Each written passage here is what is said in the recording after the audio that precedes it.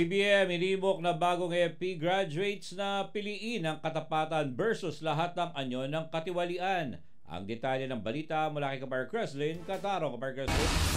Hinimok ni Pangulong Ferdinand Marcos Jr. ang mga nagtapos na opisyal ng Armed Forces of the Philippines na panindigan ang kanilang tungkulin sa Republika at mamuno ng may integridad sa pagsisimula ng kanilang military careers. Sa kanyang talumpati sa Major Services Officer Candidate Course Joint Graduation Ceremony nitong Lunes, sinabi ni Marcos Jr. na may mga pagkakataon na susubukin ang kanilang integridad. Partikular na tinukoy ng Pangulo ang isyu sa korupsyon. There will be moments when your integrity will be tested. Corruption and dishonesty can manifest in many forms.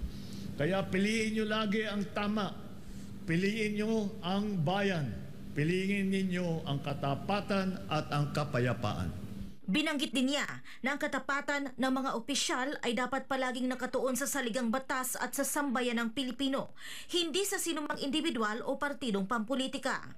Ipinaalala rin niya sa mga top graduates na ang kanilang tagumpay sa AFP ay hindi nasusukat sa medalya lamang, kundi sa kung gaano nila pinaglilingkuran ng mabuti ang kanilang kapwa Pilipino. Binigyang diin din ng Pangulo na patuloy na dapat ipagtanggol ng militar ang karapatan ng Pilipinas, lalo na sa West Philippine Sea, kung saan patuloy na ipinaglalaban ng mga Pilipinong mangingisda at sundalo ang karapatan ng bansa sa kabila ng lumalaking hamon.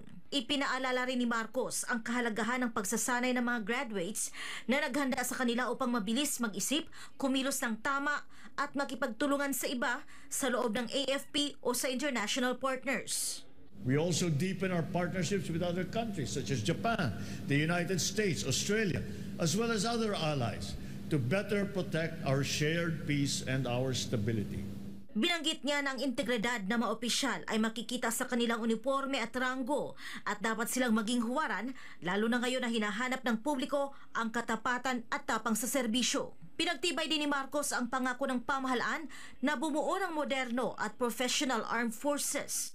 We continue to invest in radar systems, ships, aircraft, facilities that will strengthen our deterrence and improve disaster response. Ipinaalala rin ng Pangulo sa mga graduates na ang kanilang misyon ay hindi lamang pagkumpleto ng operasyon. Kasama rin anya rito ang pagpapanatili ng kapayapaan, pagtulong sa mga komunidad sa panahon ng sakuna, pagbabantay sa halalan, at paghahatid ng serbisyo ng pamahalaan kahit sa pinakamalalayong lugar. Ang Officer Candidate Course o OCC ay isang taong programa para sa may baccalaureate degree na idinisenyo upang ihanda sila sa pisikal, mental at emosyonal na aspeto para sa commissioning sa AFP Regular Force. Ngayong taon, kabuoang 638 kadete ang matagumpay na nakatapos ng OCC at sasali sa AFP bilang second lieutenants at ensigns. Kabilang ang 326 cadets mula sa Philippine Army Class Bumanawag, 164 cadets mula sa Philippine Air Force Class Kahimdalian, at 148 cadets mula sa Philippine Navy Class Sagmaraya. Kasama ni Pangulong Marcos si National Defense Secretary Gilberto Chidoro Jr. at AFP Chief of Staff General Romeo Browner Jr. sa pamimigay ng mga parangal sa pinakamahusay na estudyante sa naturang seremonya.